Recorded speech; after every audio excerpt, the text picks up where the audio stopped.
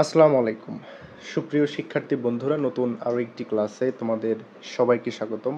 আজকে আলোচনা করব রাইটিং পার্ট অংশ থেকে story writing failure is the pillar of success, অর্থাৎ ব্যর্থতাই সফলতার মূল মন্ত্র। তো চলো কথা না বলে শুরু করা যাক। It was long since Robert Bruce had been the king of Scotland. অনেক বছর আগে স্কটল্যান্ডের রাজা ছিলেন Robert Bruce. He was a good ruler and brave warrior. তিনি ছিলেন অনেক ভালো একজন শাসক এবং যোদ্ধা, বীর যোদ্ধা। হি লাভড ফ্রিডম। সে স্বাধীনতাকে খুব ভালোবাসতেন। Scotland was them under the domination of England. তখন স্কটল্যান্ড ছিল ইংল্যান্ডের অধীনে।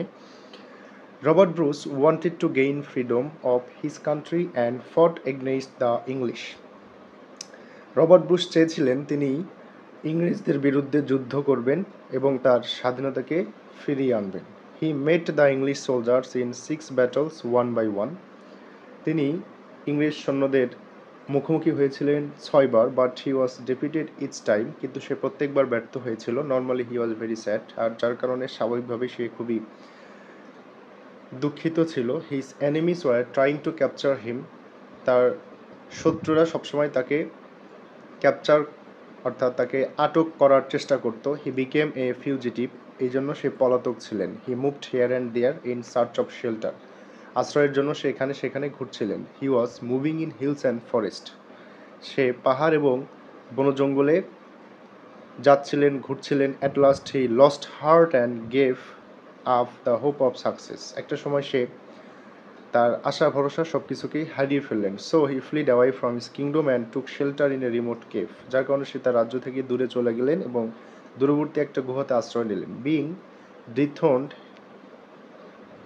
হি was always in a gloomy state and unhappy condition. যেহেতু সে রাজ্য ছাড়া হয়েছেন, আর স্বাভাবিকভাবেই হি অলওয়েজ ইন গ্লোমি, সে সবসময় মন মরা হয়ে থাকতেন, অসুখী, এবং তার কন্ডিশন ছিল খুবই অসুখী। Once he was think over his fortune lying in the cave. একদিন সে গুহার মধ্যে শুয়ে শুয়ে তার ভাগ্য সম্পর্কে, তার দুর্ভাগ্য সম্পর্কে ভাবতেছিলেন। অল অন এ সাডেন, হঠাৎ করেই হি notice a spider trying to reach the selling of the cave. হঠাৎ করে দেখলেন একটা মাকড়সা পাহাড়ের চূড়ায় ওঠার চেষ্টা করছে। His attention was drawn to the repeated efforts of spider. আর তার মনোযোগটা ছিল বারংবার তার চেষ্টার প্রতি। The spider failed again and again to gain success.